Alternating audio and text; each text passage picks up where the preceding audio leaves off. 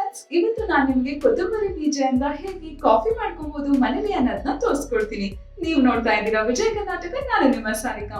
ವೀಕ್ಷಕರೇ, ನಾವು ಏನಕ್ಕೆ ಕೊತ್ತಂಬರಿ ಬೀಜದಿಂದ ಕಾಫಿ ಮಾಡ್ಕೊಳ್ತಾ ಇರೋದು ಅಂತ ಹೇಳಿದ್ರೆ, ಈ ಕಾಫಿಯಿಂದ ರೋಗ ನಿರೋಧಕ ಶಕ್ತಿಯನ್ನ ಹೆಚ್ಚಿಸ್ಕೋಬಹುದು, ಹೃದಯದ ಆರೋಗ್ಯನ ಕಾಪಾಡ್ಕೋಬಹುದು, ಇವನ್ ನಮ್ಮ ಮೆದುಳಿನ ಆರೋಗ್ಯನೂ ಕೂಡ ಕಾಪಾಡ್ಕೋಬಹುದು. ಸೊ ಬನ್ನಿ ಇದನ್ನ ಹೇಗ್ ಮಾಡೋದು ಅಂತ ನೋಡೋಣ. ಈ ಕಾಫಿ ಮಾಡ್ಕೊಳ್ಳೋದಕ್ಕೆ ನಮಗ್ ಬೇಕಾಗಿರೋದು ನೀರು, ಕೊತ್ತಂಬರಿ ಬೀಜ, ಶುಂಠಿ ಪುಡಿ, ಏಲಕ್ಕಿ ಪುಡಿ ಮತ್ತೆ ಕಾಫಿ ಪುಡಿ.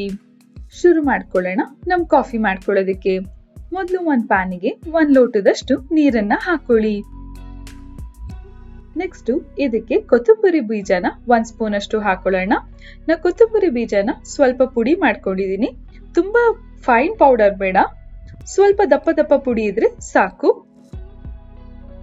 ಇವಾಗ ಇದು ಬಿಸಿ ಆಗ್ತಿದ್ದಂಗೆನೆ ಒಂದ್ ಸ್ವಲ್ಪ ಶುಂಠಿ ಪುಡಿನ ಹಾಕೊಳ್ಳೋಣ.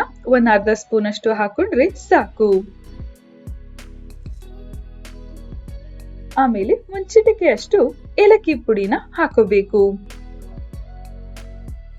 ಚೆನ್ನಾಗಿ ಬಿಸಿ ಆಗ್ತಿರ್ಬೇಕಾದಾಗ ನಾವು ಕೊನೆಯದಾಗಿ 1 ಸ್ಪೂನ್ ಅಷ್ಟು ಕಾಫಿ ಪುಡಿನ ಹಾಕೊಳ್ಳೋಣ.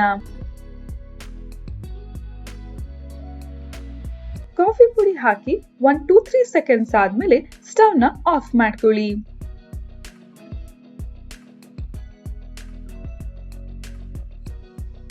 ಆಮೇಲೆ ಇದನ್ನ 1 ಲೋಟಕ್ಕೆ ಶೋಧಿಸ್ಕೊಳ್ಳೋಣ. ಲೋಟಕ್ಕೆ ಶೋಧಿಸಾದ್ಮೇಲೆ ನೀವು ಬೇಕಿದ್ರೆ ಬೆಲ್ಲ ಹಾಕೋಬಹುದು, ಇಲ್ಲ ಅಂತ ಹೇಳಿದ್ರೆ ಬೇಡ.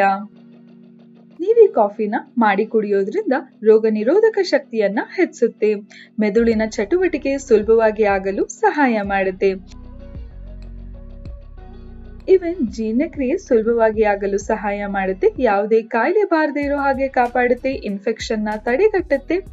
ಅದಷ್ಟೇ ಅಲ್ಲದೆ ಬ್ಲಡ್ ಶುಗರ್ ನ ಕೂಡ ಸಮತೋಲನವಾಗಿರಿಸೋದಕ್ಕೆ ಸಹಾಯ ಮಾಡುತ್ತೆ. ಈ ಕೊತ್ತಂಬರಿ ಕಾಫಿನ ಮಾಮೂಲಿ ಕಾಫಿ ಮಾಡೋ ಸಮಯದಲ್ಲಿ ಮಾಡಿ ಕುಡಿಬಹುದು.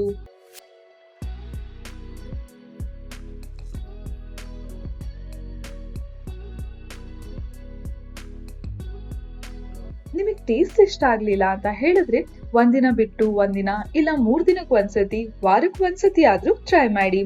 ಅವಾಗ ನೀವು ಆರೋಗ್ಯವಾಗಿ ಇರ್ತೀರಾ. ಮುಂದಿನ ಸಂಚಿಕೆಯಲ್ಲಿ ಇನ್ನೊಂದು ಟಿಪ್ಸ್ ಬಗ್ಗೆ ತಿಳಿಸ್ಕೊಡ್ತೀನಿ. ನೋಡಿದ್ರಲ್ಲ ವೀಕ್ಷಕರೇ, ಯಾವಾಗ್ಲೂ ನಾವು ಒಂದೇ ತರ ಕಾಫಿ ಮಾಡ್ಕೊಂಡು ಕುಡಿಯೋ ಬದಲು ಈ ರೀತಿ ಡಿಫ್ರೆಂಟ್ ಆಗಿರೋ ಕಾಫಿ ಮಾಡ್ಕೊಂಡು ಕುಡಿದ್ರೆ ಟೇಸ್ಟಿ ಆಗು ಇರುತ್ತೆ ಮತ್ತೆ ಆರೋಗ್ಯವಾಗೂ ಇರ್ಬೋದು. ಇನ್ನೊಂದು ಮುಖ್ಯವಾದ ವಿಷಯ ಏನು ಅಂತ ಹೇಳಿದ್ರೆ, ಈ ಕಾಫಿ ಕುಡಿಯೋದ್ರಿಂದ ಜೀರ್ಣಕ್ರಿಯೆ ಕೂಡ ಸುಲಭವಾಗಿ ಆಗುತ್ತೆ. ಸೊ ನೀವು ಕೂಡ ಟ್ರೈ ಮಾಡಿ ನೋಡಿ. ಮುಂದಿನ ಸಂಚಿಕೆಯಲ್ಲಿ ನಾನು ನಿಮ್ಗೆ ಇನ್ನೊಂದು ಟಿಪ್ಸ್ ಬಗ್ಗೆ ತಿಳಿಸ್ಕೊಡ್ತೀನಿ. ಈ ವಿಡಿಯೋ ಇಷ್ಟ ಆದಲ್ಲಿ ಲೈಕ್ ಮಾಡಿ, ಕಮೆಂಟ್ ಮಾಡಿ, ಶೇರ್ ಮಾಡಿ. ಇನ್ನು ಯಾರೆಲ್ಲ ವಿಜಯ್ ಕರ್ನಾಟಕ ಡಿಜಿಟಲ್ ಪ್ಲಾಟ್ಫಾರ್ಮ್ ನ ಫಾಲೋ ಮಾಡ್ತೀವೋ ಫಾಲೋ ಮಾಡೋದಕ್ಕೆ ಮರಿಬೇಡಿ. ನೆಕ್ಸ್ಟ್ ಎಪಿಸೋಡ್ ಅಲ್ಲಿ ಸಿಗೋಣ. Take care, bye bye.